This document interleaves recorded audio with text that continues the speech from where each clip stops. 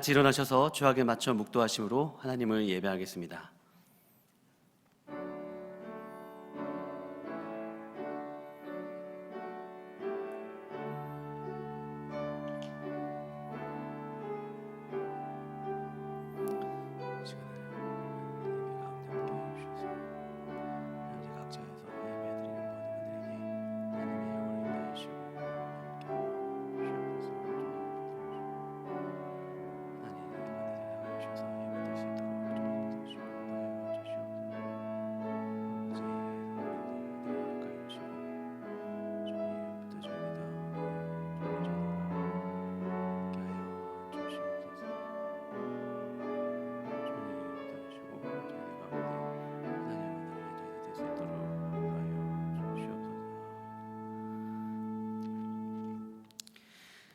내가 주의 영을 떠나 어디로 가며 주의 앞에서 어디로 피하리까? 내가 하늘에 올라갈지라도 거기 계시며 스올에 내 자리를 펼지라도 거기 계시나이다. 아멘. 하나님, 이 아침에 각자의 처소에서 예배를 드리도록 불러주셔서 감사합니다. 찬양과 기도와 말씀에 갈급한 저희들의 심령을 긍휼히 여겨 주시옵소서. 만나와 같이 일용할 영양식을 하늘로부터 내려주셔서 우리의 영혼이 봄처럼 소생하는 은혜의 시간 되게 하여 주시옵소서. 귀한 예배를 주님께 맡겨드리며 예수 그리스도의 이름으로 기도하옵나이다. 아멘. 다 함께 찬송가 14장 부르시겠습니다.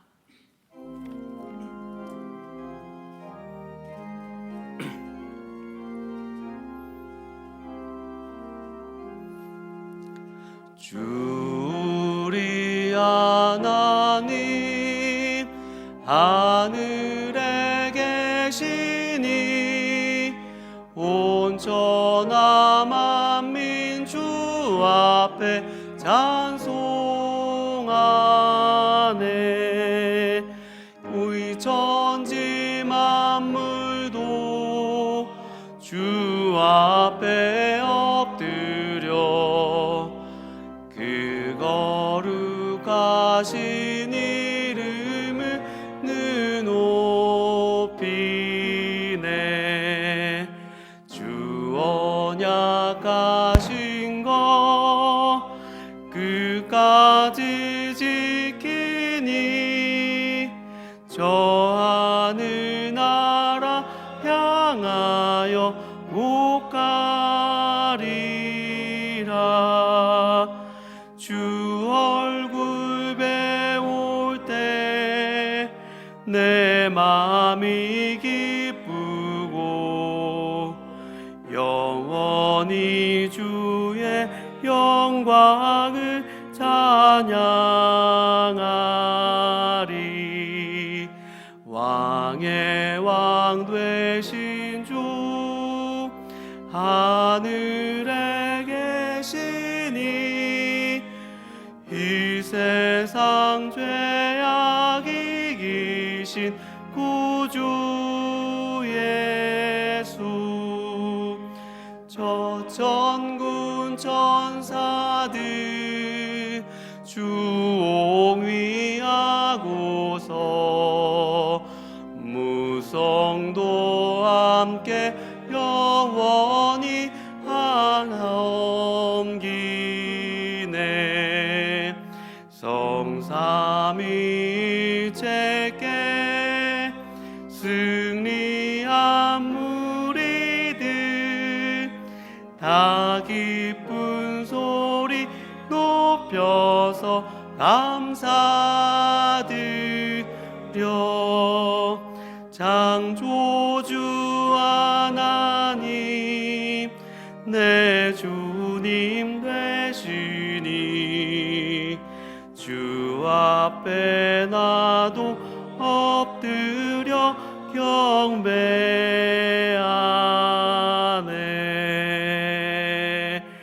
아멘.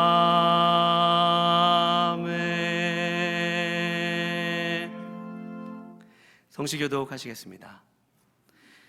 여호와여, 주의 장막에 머무를 자 누구오며 정직하게 행하며 공의를 실천하며 뇌물을 받고 무죄한 자를 해하지 아니하는 자이니 이런 일을 행하는 자는 영원히 흔들리지 아니하리로다. 아멘. 이 시간 각자 한 주의 삶을 되돌아보시면서 하나님 앞에 회개할 것 회개하도록 하겠습니다. 주님, 드렸습니다. 우리가 당신의 상하여 손을 들어도 우리 향하여 눈을 가리고 많이 기도할지라도 하나님 우리에게 죄가 있으면 하나님 우리의 죄를 우리의 기도를 듣지 아니하시는 주님 고백합니다. 하나님 아버지, 나라가 어수선한 가운데 하나님 우리의 마음과 생각도 하나님 잘 정돈되어지지 않아서 하나님 원하시 않는 하나님 뜻대로 살지 않았던 저희들을 고백합니다. 하나님, 그러나 주님께서 말하여 놓으신 하나님 그 생명길로 나아가기 원합니다. 주님께서 아버지 핏값으로 사신 하나님 아버지 그 은혜를 의지하여서 나아가오니 하나님 이 시간 저희들 정욕케 하여 주시옵시고 또 새롭게 하여 주시옵시고 하나님 예배를 통하여서 하나님의 의와 하나님의 은혜를 힘입어 하나님 아버지 담대한 마음으로 아버지 주님 성소로에 들어갈 수 있도록 저희들 가운데 함께하여 주시옵소서. 주님 인도하여 주시옵소서. 감사드리며 예수님의 이름으로 기도합니다. 아멘.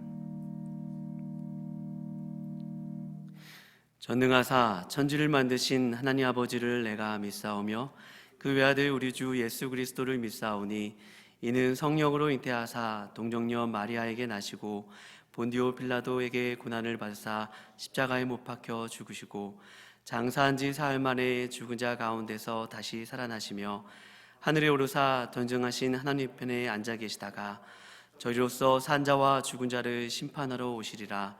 성령을 믿사오며 거룩한 공회와 성도가 서로 교통하는 것과 죄를 사하여 주시는 것과 몸이 다시 사는 것과 영원히 사는 것을 믿사옵나이다. 아멘.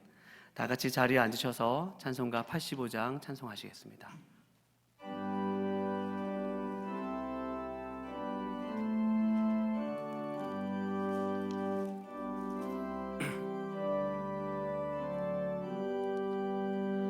구주를 생각만 해도 이렇게 좋거든.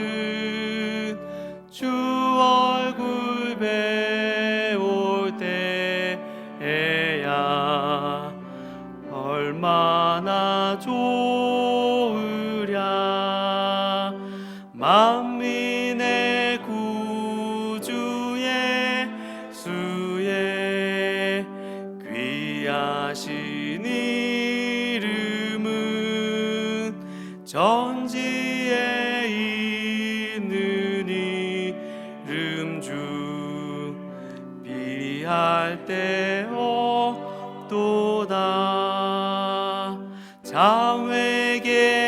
자회개하는 자에게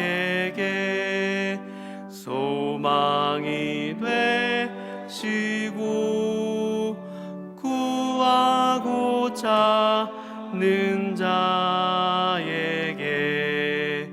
기쁨이 되신다. 예수의 높은 사랑을 어찌 다 말하랴. 주 사랑 받은 사람만 그 사랑 알도다. 사랑의 구주 예수여 내 기쁨 되시고 이제로부터 영원히 되소서.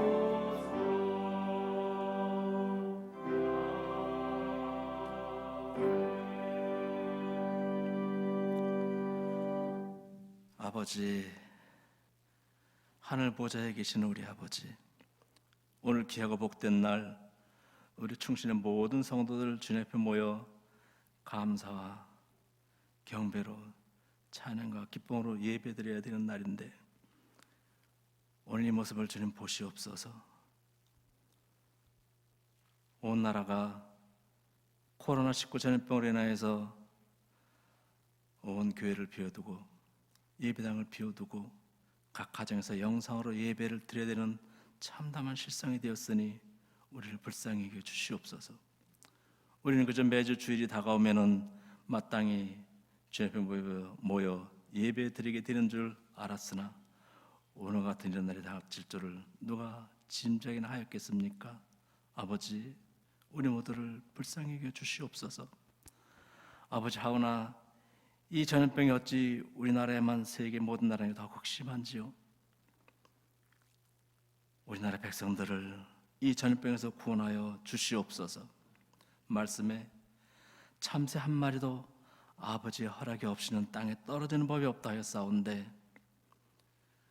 아버지 하나님, 이 모든 일들이 다 우리 허물인 줄 믿습니다. 우리나라 백성들의 죄악과 허물을 용서하시고 특별히 주의 자녀된 우리들의 허물과 죄를 용서하여 주시옵소서. 하나님 사랑과 이웃 사랑이 온 율법과 선질의 대강령이라 하였사온데, 아버지, 우리들은 우리들의 욕심대로 그저 우리들의 그 마음 따라 사는 악한 습관 때문에 되어진 줄인 줄 믿습니다. 하나님, 우리 아버지, 이 시간에 우리들이 마음을 바로잡고 주님 앞에 이제 깨닫고 마음을 바르게 하여서 아버지께서 우리를 향하신 뜻을 우리 모든 사람들에게 두신 마음의 소원을 이루며 살기를 원하오니, 이제 우리가 다 이 시간 마음을 새롭게 하여서 거룩한 주의 자녀답게 온전한 삶을 살 수 있기를 원하니 도와주시옵소서. 자비하신 아버지 하나님, 온 나라 백성들이 이 큰 전염병을 인해서 크게 두려움에 떨거든 하물며 그 큰 날, 우리 주님의 크신 그날이 이를 때에는 과연 어떠하겠습니까?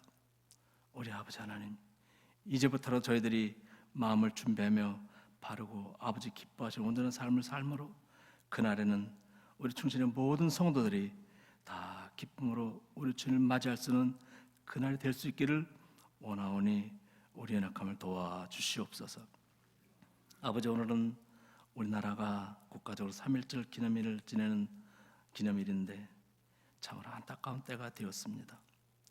우리나라가 오늘같이 이렇게 크게 발전되고 복된 삶을 누리게 된 것은 나라가 큰 어려움에 처할 때마다 아버지 앞에 참으로 많은 선교사들이 자들의 온 일생을 희생하며 헌신하며 피 흘리며 헌신한 그 노고와 또 우리나라의 많은 목사님들, 나라를 위해서 교회를 위해서 수많은 목사님들 순교하신 일들과 또 우리 수많은 믿음의 선진들이 희생이 있었음으로 인하여서 오늘날 우리가 이 큰 복을 누리며 살게 되는 줄 믿습니다.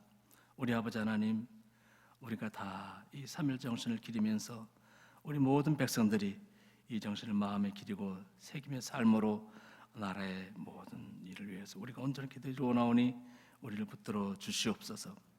이제 문재인 대통령을 비롯한 이 정부 모든 인사들과 모든 유정자들, 나라 모든 분의 책임을 맡은 자들에게 더욱더 은혜를 주셔서 나라의 유정한 때 저들의 맡은 소임을 잘 감당할 수 있도록 저들 모두에게 지혜와 은혜를 더하여 주시옵소서. 아버지 하나님, 이제 간절히 기도하옵나이다. 이 전염병 퇴치를 위해서 수고하겠으는 모든 손길들 위해 우리 주님 지혜와 능력과 힘을 주셔서 저들 피곤치 않게 도와주시고 저들의 소임을 잘 감당할 수 있도록 우리 아버지 하나님 은혜를 더하여 주시기를 간절히 간구합니다. 아울러 간절히 간구하옵기는 이제 신천지의 저 모든 악한 세력들이 일상들이 온 국민 앞에 온 백성 앞에 낱낱이 다 공개되어짐으로 말미암아서 사단의 모든 악한 계교는 다 깨어지고 물거품이 되게 역사하여 주시기를 기도하옵나이다. 아울러 그 신천지 세력들에서 미혹된 많은 영혼들 속히 회복되게 도와주시옵소서. 우리 아버지 하나님, 이제 오늘 이 안타까운 날에도 이제 이 영상 예배를 위해서 수고하고 또 말씀 전하실 우리 목사님에게 은혜를 주시고 우리 성령께서 함께 하셔서 이제도 선포되는 말씀에도 능력을 주시기를 원하오니 각 가정에서 예배드리는 충실한 모든 성도들 다 마음의 강건함을 받아서 이 어려운 때를 잘 슬기롭게 극복할 수 있도록 도와주시고 믿음이 더욱 일치월장할 수 있도록 우리 심령을 새롭게 하여 주시옵소서. 오직 이 모든 일을 주관하고 다스리시는 여호와 우리 오직 하나님뿐이시오니 주님 인도하여 주시기를 간절히 간구합니다. 이 환난의 때에도 은혜 베푸시는 귀한 은혜를 사랑을 감사드리며 거룩하신 우리 구주 예수님 이름으로 기도하옵나이다. 아멘.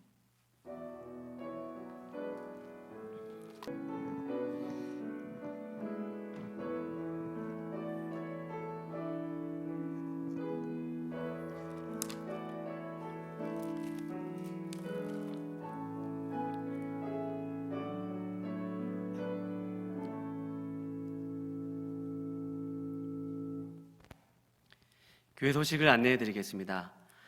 코로나19 감염 확산에 따라 3월 8일 주일까지 주일 오전 예배를 포함한 모든 예배 및 기도회는 가정 예배로 드립니다. 이 시간 생중계되는 예배 실황은 이후에 교회 홈페이지 설교 보기에서 제공됩니다. 주일 오후 예배는 각자 가정에서 드리시고요. 수요 예배와 금요 기도회는 녹화된 설교 영상을 예배 당일 교회 홈페이지에서 설교 보기에 제공됩니다. 그 외 자세한 사항은 교회 홈페이지 충신 주보에 주보를 게시하였습니다. 주보의 내용을 참조해 주시기 바랍니다. 이후 예배에 대한 일정은 코로나19 확산 추이에 따라 추후 문자와 홈페이지 통해 공지해 드리도록 하겠습니다. 2020년 상반기 장학생으로 총 23명이 선정되어 1,570만 원이 지급되기로 했습니다. 장학금은 선정된 장학생들에게 개별적으로 지급하도록 하겠습니다. 다른 광고는 주보를 참조해 주시고요. 오늘 하나님께서 우리에게 주시는 말씀은 사도행전 강해의 63번째 시간, 사도행전 28장 16절에서 31절까지의 말씀입니다. 제가 23절에서 31절까지의 말씀을 봉독한 후에 우리 다 같이 찬송가 370장 주 안에 있는 나에게 찬송하겠습니다. 제가 봉독해 올리겠습니다.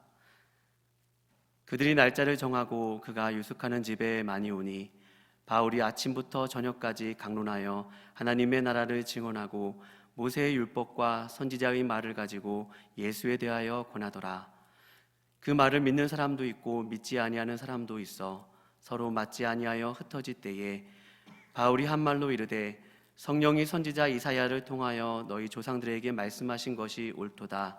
일러스되 이 백성에게 가서 말하기를 너희는 듣기는 들어도 도무지 깨닫지 못하며 보기는 보아도 도무지 알지 못하는도다. 이 백성들의 마음이 우둔하여져서 그 귀로는 둔하게 듣고 그 눈은 감았으니 이는 눈으로 보고 귀로 듣고 마음으로 깨달아 돌아오면 내가 고쳐줄까 함이라 하였으니 그런즉 하나님의 이 구원이 이방인에게로 보내어진 줄 알라. 그들은 그것을 들으리라 하더라. 바울이 온 이태를 자기 셋집에 머물면서 자기에게 오는 사람을 다 영접하고 하나님의 나라를 전파하며 주 예수 그리스도에 관한 모든 것을 담대하게 거침없이 가르치더라. 아멘. 찬송가 370장입니다.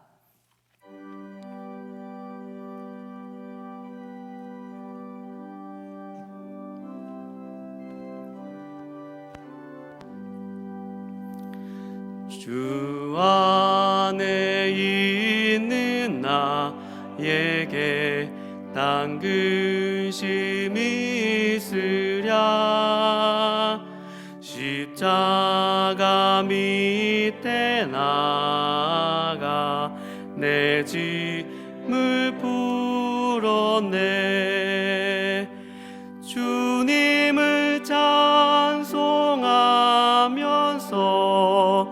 할렐루야 할렐루야. 내 앞길 멀고 어내도 나 주님만 따라가리. 그 두려움이 변하여 내 기도 되었고 전날의 안숨 변하여 내 노래 되었네.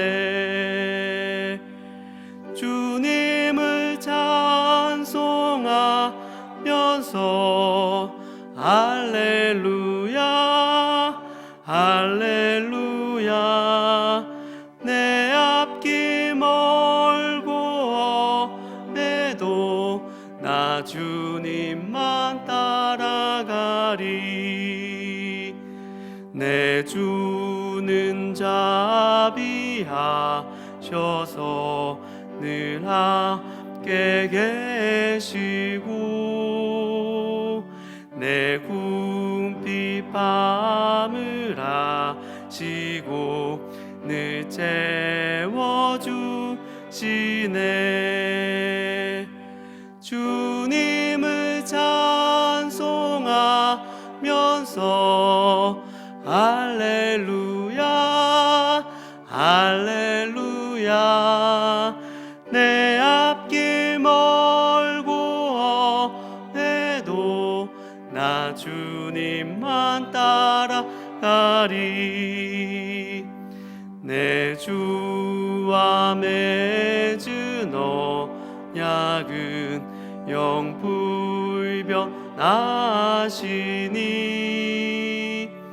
그 나라 가기까지는 늘 보호하시네.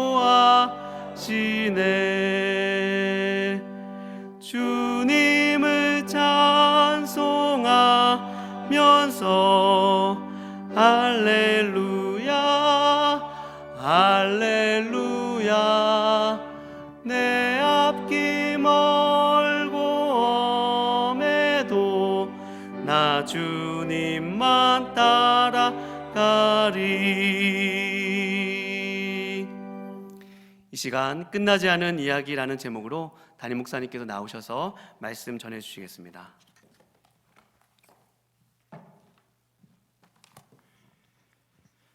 잠시 기도하겠습니다.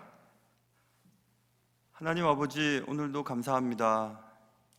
영상으로나마 예배할 수 있게 하신 하나님, 그리고 이 시간을 기억하여서 이곳저곳에서 예배드리고 있을 주님의 사람들, 또 진노 가운데도 긍휼을 잃지 않으시는 하나님의 사랑을 앞에 우리가 또 모였습니다. 오늘도 말씀을 허락해 주시고 하나님의 말씀이 필요한 곳에 잘 떨어지게 하시고 그 말씀으로 인하여 우리의 삶이 달라질 수 있는 귀한 시간 되게 도와주시옵소서. 귀한 시간을 주님께 맡깁니다. 예수님의 이름으로 기도합니다. 아멘. 그동안 1년 좀 넘게 사도행전의 말씀을 살펴보았습니다. 몇 년 뒤 좀 더 자세하게 말씀을 세부적으로 전할 수 있는 기회가 있을지, 아니면 오늘 사도행전 강해가 마지막이 될지는 알 수 없겠지만, 아무튼 오늘은 사도행전 강해의 마지막 시간입니다. 사도행전 1장 8절 그리고 8장 1절 외우기도 쉽죠. 그 두 절을 연관지어서 이해하면 좋은 성경입니다. 사도행전 1장 8절에서는 성령이 너에게 임하시면 권능을 받고 예루살렘과 유대와 사마리아 땅 끝까지로 내 증인이 되리라, 이렇게 말씀을 했는데 제자들은 그냥 자기들만 좋은 곳에서 지냈어요. 분명히 주님께서는 자꾸 복음이 펼쳐지고 확장되어서 이방인에게도 복음이 전달되기를 원하셨으나 제자들은 그렇게 하고 싶지 않았어요. 오늘날 한국교회와 똑같아요. 우리 교회만 성장하면 된다고 생각해요. 우리 교회만 괜찮으면 된다고 생각합니다. 그러자 하나님께서 8장 1절 스데반의 죽음 이후로 백성들을 강제적으로 흩으십니다. 제자들을 흩으세요. 그래서 사도행전 12장까지 여러 제자들로 하여금 복음이 확장되고 13장부터는 바울을 통해서 이방인으로 복음이 확장되는 귀한 연결고리, 그것이 사도행전을 이해하는 좋은 방법이었습니다. 오늘 말씀은 이제 사도행전의 마지막 장면을 살펴보게 될 텐데, 오늘 말씀을 통해서 하나님께서 여러분과 저에게 주시는 귀한 은혜를 깨닫고 또 삶에 적용할 수 있는 귀한 시간 될 수 있기를 주님의 이름으로 축원합니다. 자, 오늘 제가 특별히 관심을 기울였던 것은 바울의 설교였습니다. 오늘 본문은 16절부터였으나 23절부터 읽었죠. 23절에 바울의 설교에 대한 내용이 나옵니다. 로마에 도착했던 바울이 가택 연금 상태에서 아침부터 저녁까지 말씀을 강론하였다. 23절에 쓰여 있습니다. 아침부터 저녁까지. 많이들 문자가 저에게 오곤 해요. 예배드리는 것이 일상적이고 평범한 일인 줄 알았는데 그렇지 않다는 사실을 이번에 깨닫게 되었다고. 목사님께서 기도할 때마다 또 한 번의 예배를 드릴 수 있게 해주신 하나님께 감사한다는 그 말씀의 의미를 깨닫게 되었노라고 얘기를 했습니다. 맞습니다. 하나님의 말씀을 언제든지 들을 수 있고 언제든지 예배 갈 수 있고 언제든지 예배할 수 있다고 생각했던 우리들에게 예배의 소중함과 예배당으로 가는 즐거움과 찬양하는 감격을 깨닫게 하는 시간이 되고 있습니다. 오늘 성경은 바울이 아침부터 저녁까지 말씀을 강론했다고 말씀하고 있습니다. 아침부터 저녁까지 1시간도 혹은 30분도 말씀을 듣는 시간들을 견디지 못하는 현대 그리스도인들에게 오늘 말씀은 던져주는 바가 큽니다. 아침부터 저녁까지, 아침부터 저녁까지. 설교의 내용을 한번 보세요. 설교는 하나님의 나라를 증언하였다 이렇게 되어 있습니다. 하나님의 나라, 언젠가 하나님의 나라에 대한 설교를 했던 적이 있습니다. 여기부터 거기까지 하나님의 통치를 말하는 것입니다. 하나님의 통치가 있는 곳은 여기도 하나님의 나라고 거기도 하나님의 나라예요. 우리가 죽어서 가는 천국, 하나님의 완전한 통치가 있는 그곳, 거기, 하나님의 완전한 통치가 있는 거기까지 우리는 이 땅에서 하나님의 통치를 느끼며 살아가는 것, 그것이 하나님의 자녀로서의 삶이라는 것을 언젠가 말씀드린 적이 있었습니다. 하나님의 통치에 대해서, 그리고 모든 인생의 최종 목적지인 하나님의 나라에 대해서 바울이 강론했다고 성경은 말씀하고 있습니다. 설교의 핵심은 모세의 율법과 23절입니다. 모세의 율법과 선지자의 말을 가지고 예수에 대하여 권하더라. 모세의 모든 율법 책들, 구약 성경, 선지자의 예언들은 다 예수 그리스도께 초점을 맞추고 있어요. 그러니까 모세 율법과 선지자의 글을 통하여 예수를 증거하는 일을 바울이 했다는 것입니다. 결국 설교의 핵심은 예수 그리스도입니다. 설교의 내용은 하나님의 나라였고요. 설교의 방법을 한번 보세요. 설교의 방법은 하나님의 나라를 증언하고 예수에 대하여 권하였다고 말씀하고 있습니다. 설교 방법은 증언이었습니다. 증언은 증인의 말을 말하고 있습니다. 증인의 말은, 증인은 실제로 그 일을 경험하고 본 사람을 말하죠. 경험한 것을 가감없이 말하는 것이 증인된 자의 의무입니다. 그것을 증언이라고 합니다. 여기서 말하는 증언, 바울이 얘기했던 설교 방식에 대한 증언, 액티데메라고 하는, expound라고 하는 단어로 1차적으로 해석이 돼요. expound는 소상하게 설명하고 해설하는 의미를 말합니다. 액티데미가. 그러나 사실은 오늘 본문에서 말하는 하나님의 나라를 증언한다는 뜻은 액티데미의 원래 뜻의 디클레어라고 하는 뜻의 강한 의미가 더 갖고 있어요. 디클레어는 선언하다는 뜻이거든요. 선언하는 것, 선포하는 것, 이런 것입니다. Declare a state of war라고 하는 말을 하면 선전포고하다 이런 단어로 쓰이잖아요. 그러니까 선전포고하는 것. I hereby 이렇게 얘기를 하고 declare the opening of the Olympic Games라고, 올림픽 개최국에서 혹은 올림픽 회장이 얘기를 하죠. 거기서 declare, 그러니까 지금부터 올림픽 경기를 시작하겠습니다 하고 선언하죠. 선언. 그러니까 결국 선전포고하는 선전포고, 그리고 무엇을 개최하는 선언이라고 하는 단어의 뜻을 강하게 담고 있어요. 타협함이 없음이라는 뜻을 더 우리가 생각하면 돼요. 타협하지 않아요. 선전포고할 때는 타협하나요? 언제 어느 때 내가 이런 무게로 공격을 하겠다, 뭐 이렇게 조율하지 않죠.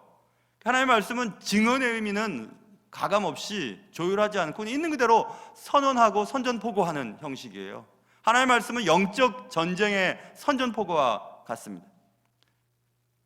그렇게 바울은 설교를 했다 이렇게 말하고 있습니다. 액티데미.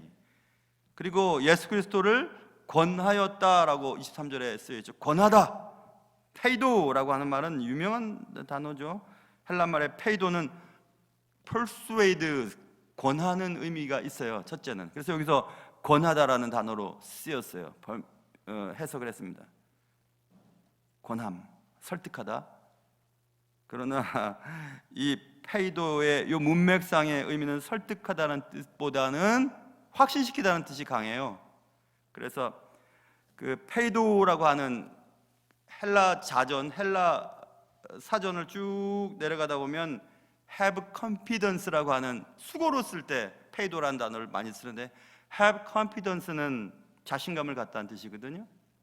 그러니까 결국 모세 율법과 선지자의 글을 통하여 예수 그리스도를 선포하고 선언하는데, 하나님의 나라를 선언하고 선포하는데, 그것은 결국 예수 그리스도를 성경에서 말하는 그 구세주임을 확신시키고 자신감을 갖게 만드는 그 일에 바울이 강론을 통하여 그렇게 했다는 것을 강조하는 의미입니다. 제가 우리 부교육자들과 가끔 그런 얘기를 합니다. 설교가 설득하려고 하지 말라고, 성도들에게 내가 한 설교가 감정적인 것이나 의지적인 것들의 변동을 입어 그들이 변화받기를 바라는 그런 마음으로 하지 말라고, 하나님이 너에게, 우리에게 주신 말씀을 그냥 전달하라고, 선포하라고 그런 얘기를 자주 하곤 합니다. 설득의 의미보다는 선포라는 강조를 제가 합니다. 그래서 proclaim이라고 하는 단어로 부교육자들과 얘기를 나눴던 적이 있습니다. 프로는 앞으로 나가다는 의미를 갖고 있는 접두어죠. claim은 뭡니까? 뭐뭐를 클레임하다라고 한다는 것은, 그것의 원뜻은 부르짖다는 의미를 가지고 있어요. 그러니까 앞으로 이렇게 뻗치는 의미예요. 그러니까 선포하다는 단어가 되는 거거든요. 그러니까 설교는 그냥 듣든지 아니든지 선포하는 겁니다. 확신을 가지고. 그러니 설교자는 자신이 경험한 것, 자신이 알고 있는 것, 하나님 내게 주신 것들을 그냥 전달하는 것뿐이에요. 그들이 변하든지 안 변하든지 상관할 필요가 없습니다.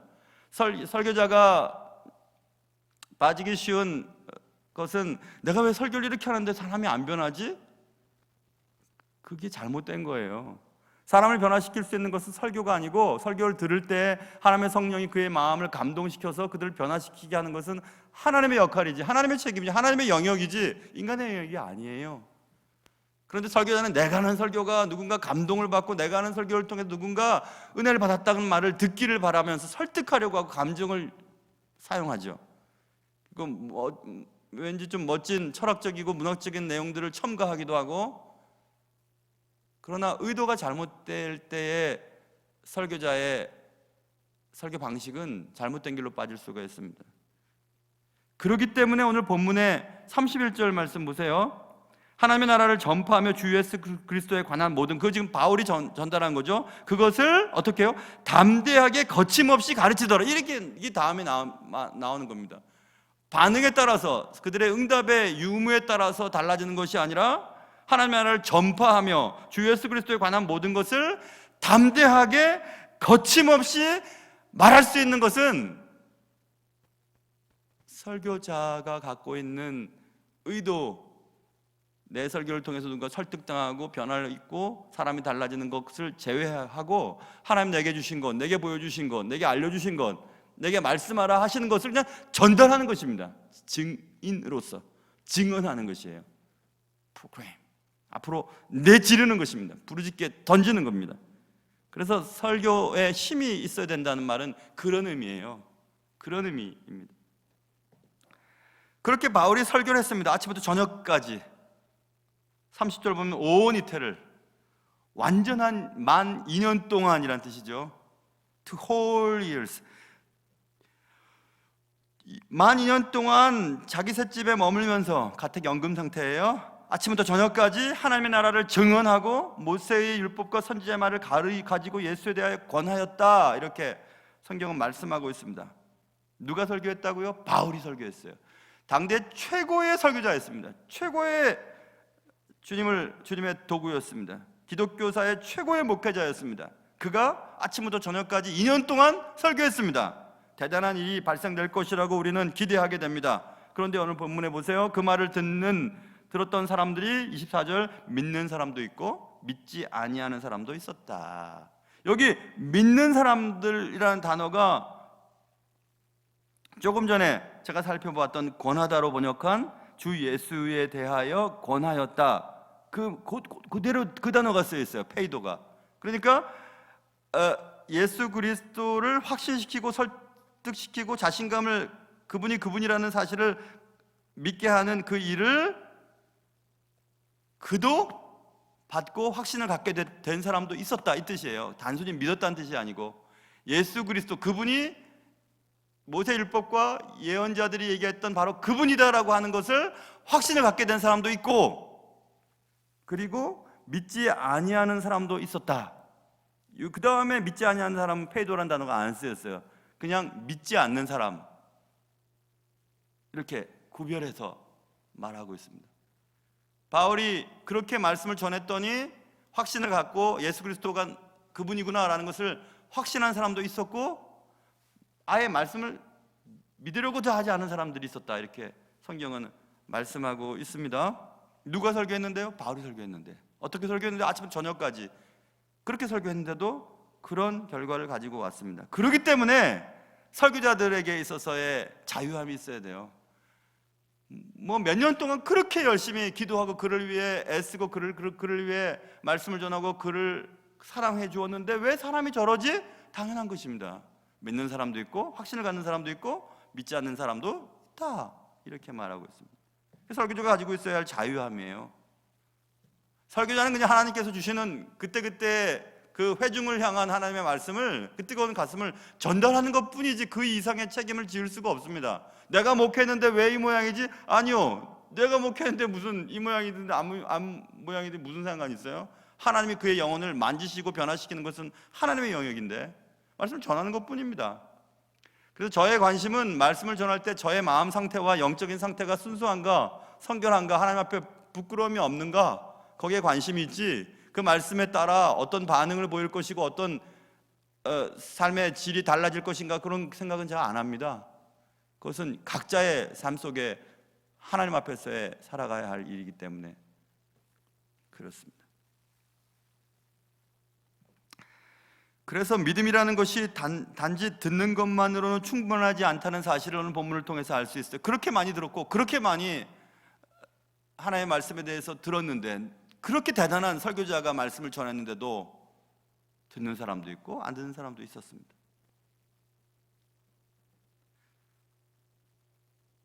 왜 그럴까요? 왜 그런 차이가 있을까요?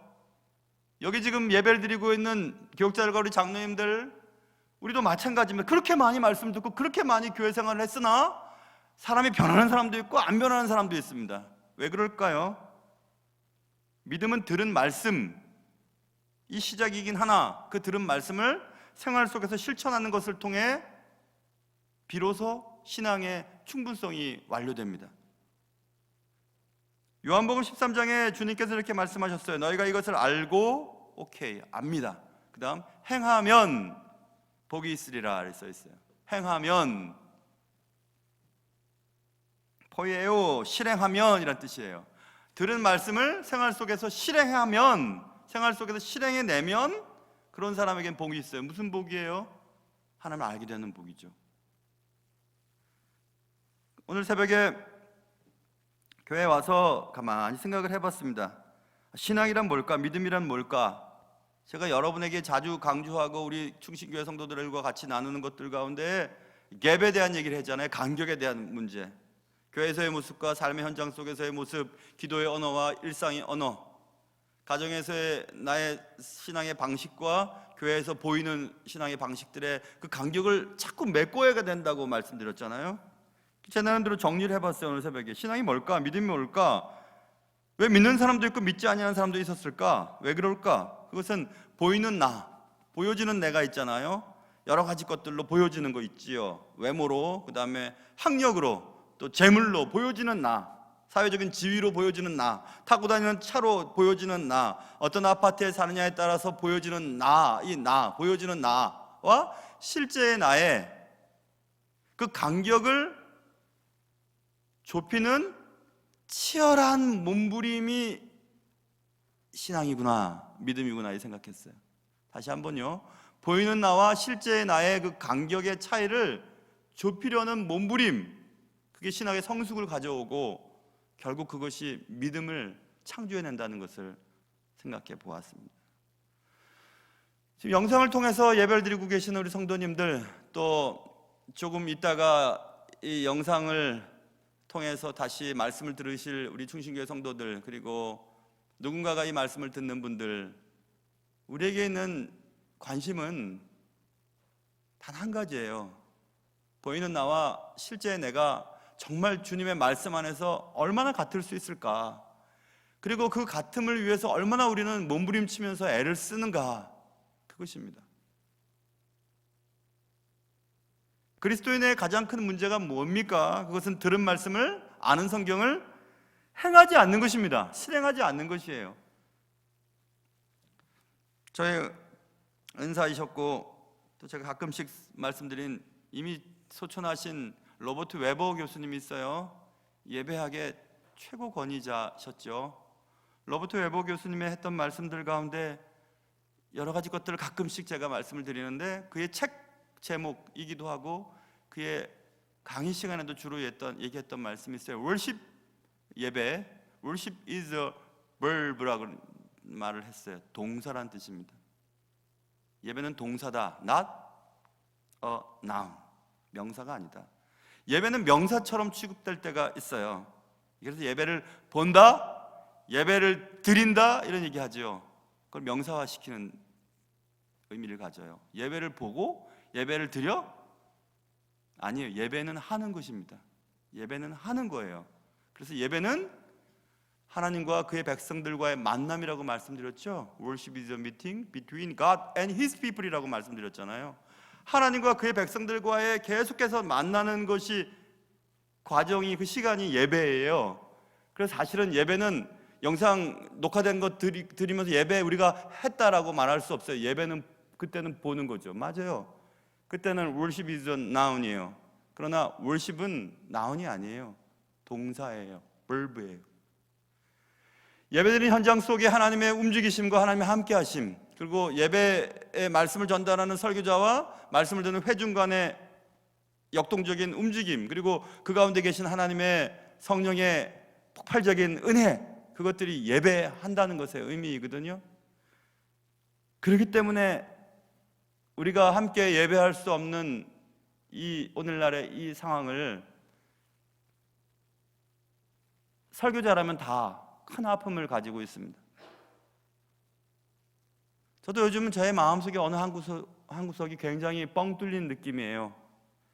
어떤 분은 그런 얘기를 합니다. 문자를 보내서, 목사님 이 기회에 좀 몸도 쉬시고 좀 쉬세요. 쉬기는요, 여전히 저는 새벽에 깨서 기도하고 또 아침에 이곳에 문은 잠겨 있어서 여러분들은 못 들어오시겠지만 교역자들은 다 출근합니다. 출근해서 더 바삐 더 움직이면서 애를 쓰고 있습니다. 물론 또 상대적인 시간이 좀 남았습니다. 신방을 가고 또 성도들을 돌아봐야 할 개인적인 시간들이 조금 저에게 주어졌으니까요. 이 기회에 저는 그동안 읽지 않았던 여러 신학 논문들을 꺼내다 읽고 있습니다. 그동안 신학의 흐름이 어떻게 발전되고 있는지, 학교 공부를 그만두고 지금까지 목회를 하면서 그동안 학문적인 변화는, 추이는 어떻게 진행되고 있는지, 과거 제가 공부했던 학교의 웹사이트에 들어가서 요즘 교수님들이 어떤 교과 과정을 통해서 실라버스를 만들고 학생들을 가르치고 있는지, 꼭 읽으라고 하는 책들은 어떻게 나오고 있는지, 그것들을 해외에 주문하기도 하고 또 올라와 있는 웹사이트에서 받아서 읽기도 하면서 시간을 보내고 있습니다. 믿음은 동사입니다. 예배도 동사이고요, 우리의 신앙도 동사예요. 명사가 아니에요. 그러므로 신앙과 믿음은 계속해서 우리가 주님을 만남으로 역동적으로 변화받아야 할 귀한 과정일 뿐입니다. 예배 시간도 그렇습니다. 예배 시간 누군가는 막 눈을 바짝 뜨고 그 말씀에 집중하는 분들이 계세요. 어떤 분들은 그냥 말씀 전달하나 보지 뭐 하고 계속 조는 분들도 계십니다. 그럼 그 차이는 무슨 차이일까? 뭐 때문에 그런 차이가 나는 것일까? 신앙생활을 그렇게 오래 했으면서도 왜 삶이 달라지지 않은 것일까? 그것은 아는 말씀을 생활 속에 실행하지 않음으로 삶이 달라지지 않았던 결과입니다. 그래서 우리 책임이에요. 자, 믿는 사람도 있었고 믿지 않는 사람들도 있었습니다. 그래서 서로 맞지 않았습니다. 25절 보세요. 25절 보면 서로 맞지 아니하여, 맞지 않으니까 어떻게 해야 돼요? 흩어져야 되죠. 못 살겠으면 갈라져야 되죠. 갈라졌습니다. 성경은 말씀하셨습니다. 믿는 사람과 믿지 않는 사람이 함께 있을 수 없어요. 그것은 빛과 어둠이 맞지 않는 것과 주님과 벨리알이 함께 할 수 없다는 것과 똑같습니다.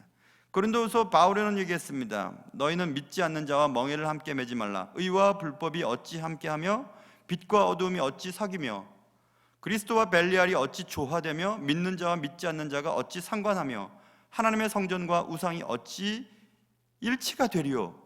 바울은 고린도 교회에 보낸 편지를 통해 믿지 않는 사람과 믿는 사람들은 함께 할 수 없다. 그것을 여러 가지 각도를 통해서 비유적으로 설명합니다. 빛과 어둠이 함께 섞일 수가 어떻게 있냐? 빛은 빛이고 어둠은 어둠이지. 그리스도와 어떻게 마귀가 함께 할 수 있겠는가? 그러므로 믿는 자와 믿지 않는 자는 함께 할 수 없다. 조화를 이룰 수 없다라고 말하고 있습니다. 여기도 그러지 않아요? 말씀을 그렇게 전했는데도 믿는 사람도 있고 믿지 않는 사람도 있었다. 서로 맞지 않아서 흩어져 버렸다. 갈라져 버리는 것입니다. 어떤 할머니가 커피숍에 가서 따뜻한 아이스 커피를 주세요. 그 말이 되는 것입니까? 따뜻한 아이스 커피라니요. 최근에 읽은 어떤 책에서 갱년기 소녀에 대한 얘기가 나왔습니다. 갱년기인데 소녀예요. 말이 되나요? 아니죠. 거짓말쟁이 그리스도인, 말이 됩니까? 말이 안 됩니다.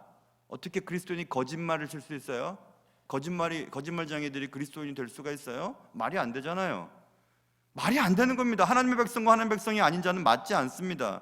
세상의 믿음을 가지고 산다는 것은 쉬운 일이 아닙니다. 왜냐하면 세상의 권세 잡은 자의 통치 아래 놓여 있기 때문에 그래요. 우리가 이민자들은 그런 거 경험을 해보셨을 거예요. 이민을 하거나 유학 갔을 때에 타 문화권에서 타 언어 생활을 하면서 느끼는 그 외로움, 이방인의 철저함의 고독함, 맞지가 않아요. 생활 습관도 다르고 언어도 다르고 음식도 다릅니다. 맞지 않습니다. 맞지 않는 게 당연해요. 왜냐하면 같지 않으니까. 예수 믿는 사람과 예수 믿지 않는 사람의 삶의 방식이 다릅니다. 라이프 스타일이 정말 달라요. 그렇기 때문에 예수 믿는 사람과 믿지 않는 사람들이 함께 지낼 수가 없어요. 그래서 교회에서도 싸움이 많이 나는 겁니다. 교회도 당연히 그래요. 예수 믿는 사람과 예수 믿지 않는 사람이 섞여 있잖아요. 하나님의 사람과 하나님 믿지 않는 사람들이 섞여 있지요. 근데 함께 있을 수밖에 없어요. 왜냐하면 다 예수를 믿는다고 스스로 믿고 있기 때문에 그렇습니다. 그러니 싸울 수밖에요. 말이 안 맞을 수밖에요. 말이 안 통할 수밖에요. 당연한 것입니다. 천국 시민이 이 땅에 살려고 하니까 모든 것이 낯설게 느껴집니다.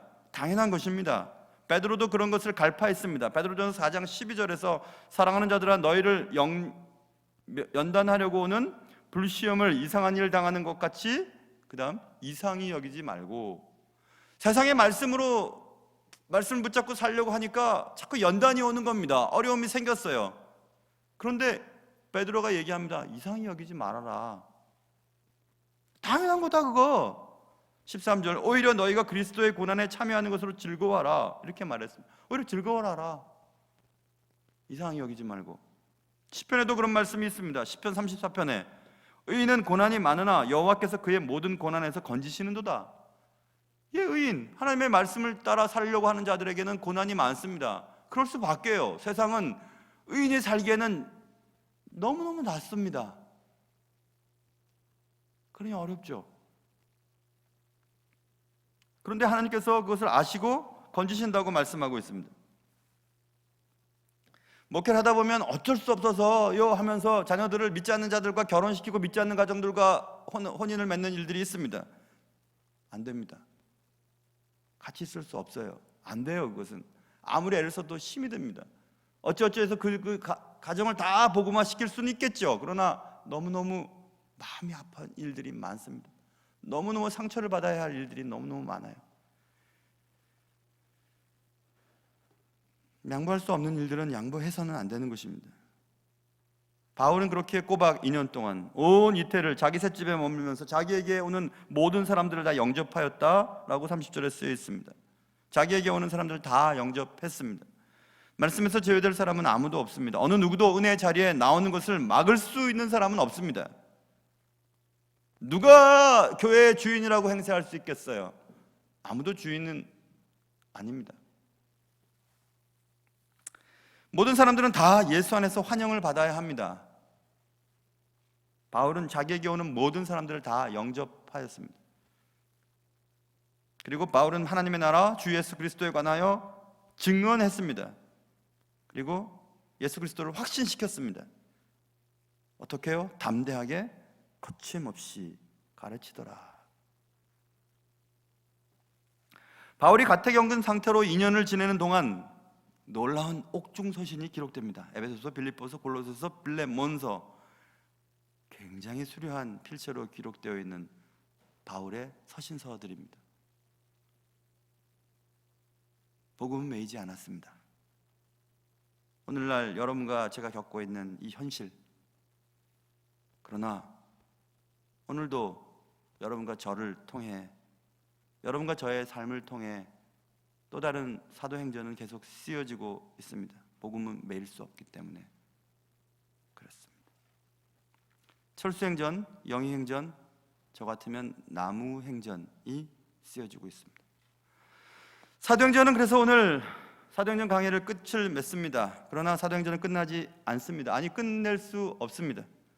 끝나지 않은 사도행전, 끝날 수 없는 사도행전, 계속되는 사도행전, 아니 계속되어야 하는 사도행전. 사랑하는 성도 여러분, 함께 예배할 때까지 평안하시기를 주님의 이름으로 부탁합니다. 기도하겠습니다. 사랑하는 주님, 이 땅에 전염병이 창궐하거든 뭐가 잘못됐는지 생각해보고 내게 돌아오라고 하신 구약에서부터 신약까지의 일관적으로 관통하는 주의 메시지를 읽어낼 수 있는 주님의 사람들 되게 해주시고, 일각에서는 3월 1일 오늘부터 3월 3일까지는 금식하며 기도하자고 하는 분들의 마음들도 있습니다. 이 방송을 듣고 함께 예배하는 사랑하는 성도들 가운데, 또 우리들 가운데 가슴을 치며 이 모든 일들의 이유는 내가 주님의 말씀대로 살지 않았기 때문임을 고백하며 가슴을 찢고, 주의 말씀을 안다고 했지만 주의 말씀을 생활 속에 실천하지 아니하고 실행하지 아니하며 하나님의 나라를 소망하지 아니하며 예수 그리스도를 확신하지 아니하며 살았던 저희들임을 고백하며 각각 삶의 처소에서 다시 한번 주님 앞에 엎드리는 귀한 시간들 될 수 있도록 도와주시옵소서. 끝나지 않는 이 이야기들, 복음의 확장을 놓고 주님이 바라시는 이 이야기들을 계속 써내려갈 수 있는 우리 모두가 되기를 간절히 바라오며 우리의 삶의 모든 것 되신 예수님의 이름으로 기도합니다. 아멘.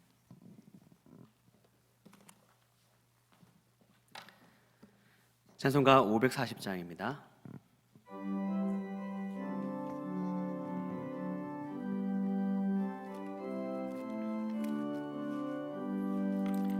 주의 음성을 내가 들으니 사랑한단 말이세. 믿는 마음으로 주께 가오니 나를 영접하소서. 내가 매일 십자가 앞에 더 가까이 가오니 구세주의 흘린 보배 피로써 나를 정케 하소서. 주여 넓으신 은혜 베푸사 나를 받아주시고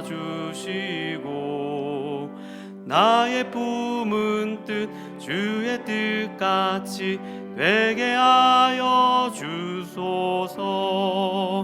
내가 매일 십자가 앞에 더 가까이 가오니 구세주의 흘린 보배 피로써 나를 정케 하소서.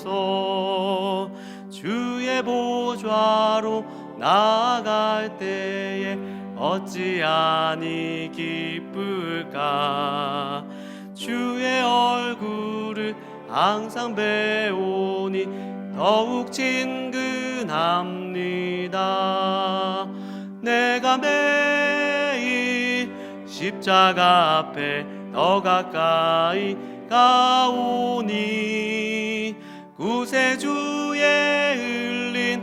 보배 비로소 나를 정케 하소서. 우리 구주의 넓은 사랑을 증량할 자 없으며 주가 주시는 잠든 기쁨도 헤아릴 수 없도다. 내가 매일 십자가 앞에 더 가까이 가오니 구세주의 흘린 보배 비로소 나를 정케 하소서. 아멘.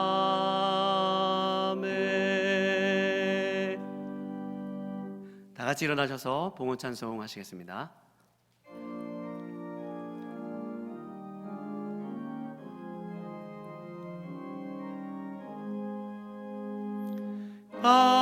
값비싼 양유를 주께 드린 막달라 마리아 본받아서 향기로운 산제물 주님께 바치리. 사랑의 주네 주님께 두려운 마음에 소망 주고 슬픔에 쌓인 자 위로하며 길 잃은 자들을 친절히 이끌리. 사랑의 주네 주님께 아멘. 주님, 우리가 혼탁한 세상을 살면서 진리의 말씀을 사랑하며 하나님 그 말씀을 살아내기 위해서 치열한 몸부림을 치며 노력하며 살게 하여 주시옵소서. 세상은 우리가 주의 말씀대로 살도록 내버려 두지 않습니다. 그때마다 의인과 함께 하시는 주님을 생각하며 삶 속에서 진정 예배자로 살도록 주님 도와주시옵소서. 하나님 아버지, 나의 삶이 주님 손에 있음을 고백합니다. 하나님, 귀한 예물을 주님께 드리오니 코로나19로 삶의 형편이 어려움이 찾아온 분들을 기억하여 주옵시고 여태까지 신실하게 우리의 삶을 인도하신 주님의 사랑과 약속을 기억하며 이 시기를 보낼 수 있도록 주님 도와주시옵소서. 그동안 우리의 일상이 기적이었고 감사임을 고백하며 우리의 중심에 고백이 담긴 예물을 정성스럽게 삶 속에서 드리며 살도록 주님 도와주시옵소서. 저희들의 가정도 교회도 이 나라도 주님께 맡겨드리며 한 주간 하나님께 모든 것 맡겨드리며 살 수 있도록 주님 인도하여 주시옵소서. 이 시간 우리의 짐을 매일 지시는 우리 주 예수 그리스도의 이름으로 기도하옵나이다. 아멘. 다 같이 찬송가 53장을 부르신 후에 담임 목사님 나오셔서 축도하심으로 예배를 마치겠습니다.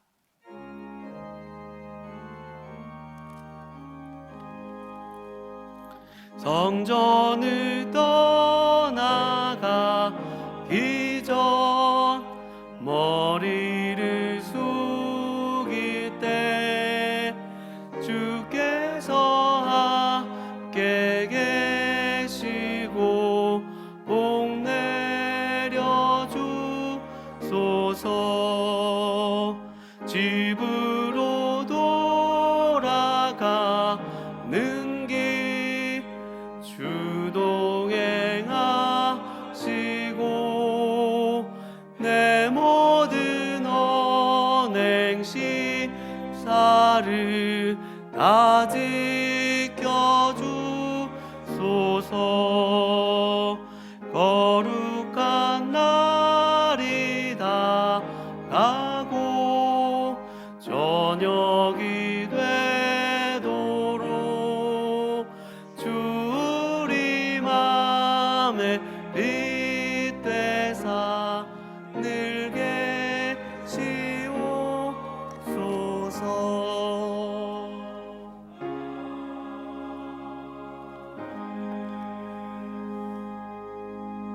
지금은 주 예수 그리스도의 은혜와 하나님 아버지의 사랑하심과 성령님의 함께하심이 끝나지 않은 사도행전, 아니 결코 끝낼 수 없는 사도행전을 우리의 삶 속에서 계속해서 써내려 가기로 다짐하는 사랑하는 성도들 머리머리 위에 이제로부터 영원토록 함께 있을지어다.